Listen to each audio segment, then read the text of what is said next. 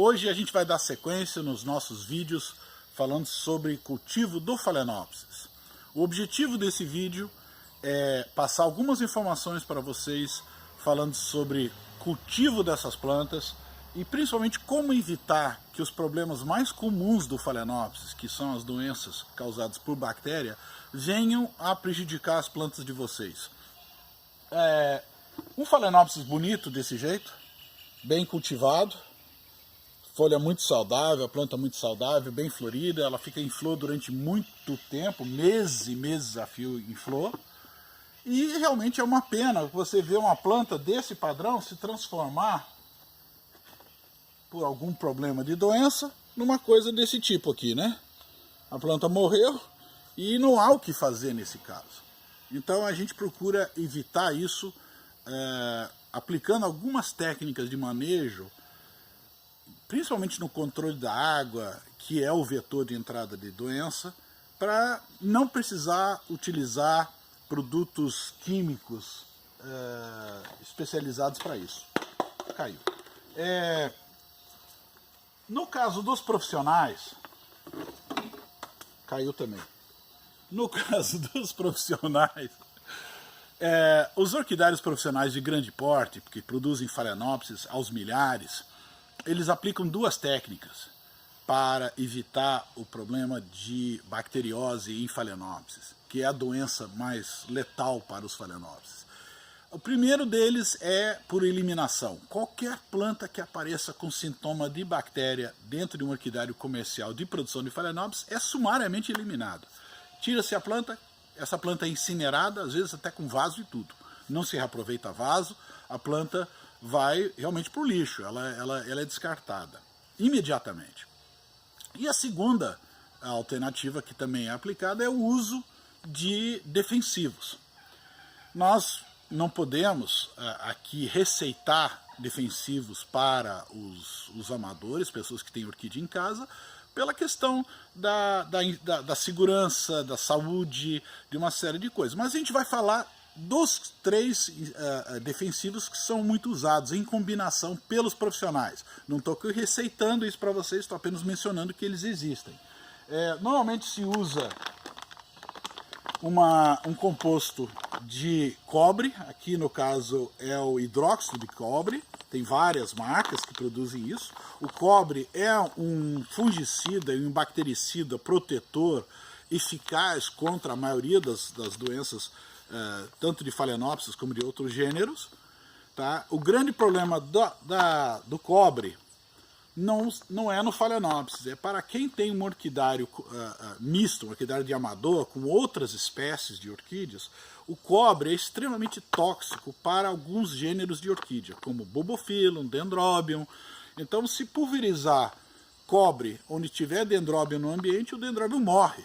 Então não se pode aplicar. Ele é um produto bastante seguro de usar, rótulo azul, usado sempre com os devidos cuidados, tá?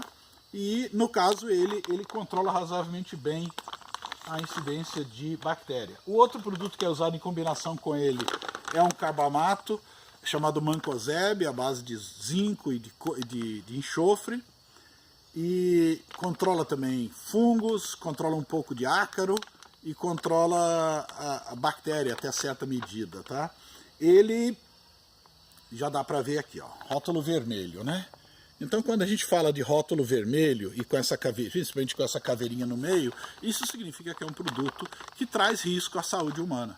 Então, tem que ser usado muito tecnicamente.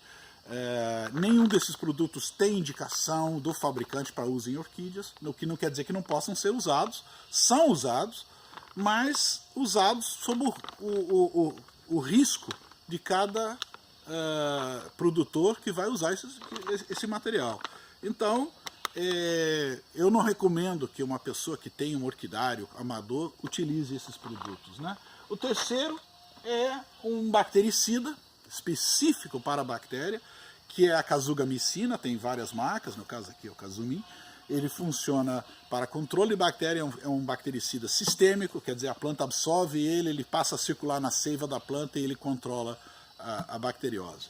Normalmente esses três produtos são usados em conjunto nos grandes orquidários. Quem tem um orquidário amador em casa não vai ter acesso a esses produtos, então vamos tentar resolver o nosso problema de outra forma, como no caso do Phalaenopsis. A principal característica das bactérias que infectam Phalaenopsis são duas bactérias. A primeira delas, chamada Pseudomonas, hoje chama Pseudovorax, tem vários nomes, mas chama Pseudomonas. Ele é uma bactéria de mancha foliar. Então ele dá uma coisa como essa daqui, ó. Ele dá uma pinta na folha, e essa pinta normalmente ela é meio transparente, meio translúcida, parece meio oleosa, e ela dá na folha e vai tomando conta, né? Se a planta, olha aqui, ó. Então, isso é mancha típica de Pseudomonas. É uma bactéria que ela, como toda bactéria, ela é conduzida e ela precisa de água para poder se espalhar, para poder entrar na planta. Isso já nos diz uma coisa importante. E enquanto ela está assim na folha, nas partes mais distantes da planta, não tem um grande problema. Ela pode eventualmente ser controlada. Mas quando ela chega a bater na coroa da planta, que é exatamente aqui no miolo da planta, vamos achar um aqui que tenha sido aqui, ó. Essa daqui. Quando ela chega aqui no miolo da planta, em vez de bater na folha, ela bateu no miolo da planta. Então aí, no caso, realmente apodreceu. E essa planta está condenada. Essa planta não vai se salvar, dificilmente ela chega a se salvar. Às vezes ela pode até dar uma mudinha aqui tentando se salvar, mas normalmente ao fim de alguns meses essa planta seca totalmente e morre. Tá? A outra bactéria é mais insidiosa, é mais perigosa, chamada Ervínia. Essa é a bactéria que pega o seu Phalaenopsis e derrete ele em questão de 2, 3 dias. Em 2, 3 dias a planta simplesmente ela desaparece. E a planta some, né? Ela desaparece, só fica o talozinho seco e a planta morreu, né? Bom, todas as duas bactérias são conduzidas por água. Ok, aí as pessoas me perguntam, por que na natureza o Phalaenopsis não dá tanto esse problema? E no cultivo ela dá. Em primeiro lugar, na natureza você vai ver um Phalaenopsis mais disperso, um aqui, outro ali, então não entra muito em contato com o outro. No caso de cultivo, fica um pertinho do outro. Então quando chega a dar uma planta com bactéria, ela espalha para as outras com muita rapidez. O segundo detalhe é que o Phalaenopsis, na natureza, ele não cresce geralmente dessa forma. Ele cresce, o Phalaenopsis normalmente na natureza ele cresce meio que de lado na árvore. Então as folhas do Phalaenopsis ficam assim meio para baixo, ficam caídas aqui. Então a água da chuva quando bate, escorre e vai embora. E depois de algumas horas a folha da planta está seca novamente. E nunca acumula água aqui no ápice, na coroa da planta, nesse cálice aqui. O que acontece? Nunca acumula. Nós cultivamos, obviamente ninguém pode cultivar um Phalaenopsis dessa forma, principalmente comercialmente, né? Então nós cultivamos ela em vaso, dessa forma aqui. E aí as folhas ficam mais na horizontal e forma-se esse cálicezinho, essa junção das folhas aqui, e isso tende a acumular água. Então, tendendo a acumular água, ela cria uma porta de entrada para a bactéria. Então, qual é a solução? A solução para isso é não permitir que essa planta, principalmente, passe a noite com água parada na folha. Hoje tem visitas aqui hoje. Peraí, dá um tempinho, Mitsu. O que acontece? Então nós não queremos que a água acumule na folha dessa planta. Isso já nos diz o seguinte, quando for regar o Phalaenopsis, procura regar mais o substrato e menos a folha. Primeira coisa. Segundo, se nós não queremos que essa planta passe a noite molhada, com a água parada na folha, a gente procura regar ela na parte da manhã, para que ela passe o dia todo secando. Segunda coisa. A terceira coisa é que o Phalaenopsis, normalmente ele é cultivado num substrato que retém muito mais água. Então isso nos permite molhar essa planta, regar ela com menos frequência. Tá? Então ela é cultivada aqui num substrato. Nós vamos mostrar isso na hora de replantio, vai ser no próximo vídeo. Tá? ela é cultivada num substrato que tem muito mais presença de esfagro, de musgo, justamente para segurar mais água, para não precisar ficar jogando água nela toda hora. Então um Phalaenopsis como este, bem cultivado, um enraizamento bonito, né? Olha que show de enraizamento, dando raiz nova, está muito bonito esse Phalaenopsis. Ela é regada, pode ver, essa planta foi molhada há cerca de uma semana, ela ainda está úmida, por causa da plantio usando musgo, né? Então eu não preciso ficar molhando ela, com isso eu evito a entrada de bactéria, tá? Muito bem. Se, digamos, numa eventualidade, uma planta sua como essa daqui, apresentar essa mancha de bacteriose, se for deixar sem nenhum controle, a tendência disso é se espalhar e acabar matando a planta. Então nós podemos eliminar isso. Nós podemos fazer uma pequena cirurgia nessa planta para eliminar essa parte doente, e aí a planta, em princípio, ela volta a ser uma planta saudável, sem problema. Essa bactéria não se espalha pelo sistema da planta, né? Então nós vamos usar aqui uma ferramenta para cortar isso. Eu aconselho usar a ferramenta mais afiada possível. Aqui é uma laminazinha de barbear, ela é bem afiada. E isso vai permitir que a gente faça um corte cirúrgico nessa planta. Não se usa tesoura nesse caso, porque a tesoura sempre vai mascar o tecido da planta, e isso abre a porta para a entrada de doença, né? Então eu vou usar uma lâmina bem afiada, mais afiadinha que eu achar. No caso aqui é uma lâmina de barbear. E eu vou cortar esse pedaço fora, dando um espaço razoável entre essa lesão e a parte saudável. Porque às vezes, sendo bactéria, ela entra aqui nesse tecido aqui. Eu vou cortar e ela vai continuar entrando na planta. Então eu pego aqui uns 3, 4 centímetros e eu venho e faço um corte. Fiz o corte, tirei essa folha é queimada. Não é simplesmente jogar no lixo não, porque a bactéria está aqui, ela vai espalhar para as outras plantas se deixar. Essa parte que foi cortada, aqui a gente entra com a nossa tradicional canela em pó, que é um bactericida, um fungicida, um cicatrizante natural muito eficiente. Entro com a canela em pó, tá aqui, ó. Essa superfície foi toda tratada com canela em pó e eu corto a água dessa planta. Eu não vou regar essa planta durante uma semana ou até 10 dias. Deixe ela ficar um pouco mais seca, justamente para não permitir a entrada de mais bactéria aqui nesse ponto aqui. Ok? Então essa é uma forma que a gente pode tentar ter Phalaenopsis em casa e vai se tratando a planta para não precisar usar produtos químicos, tá? E ter uma planta saudável em casa. Apenas um detalhe, o pessoal me perguntou, puxa, como é que funciona essa questão do Phalaenopsis ficar florido o ano todo?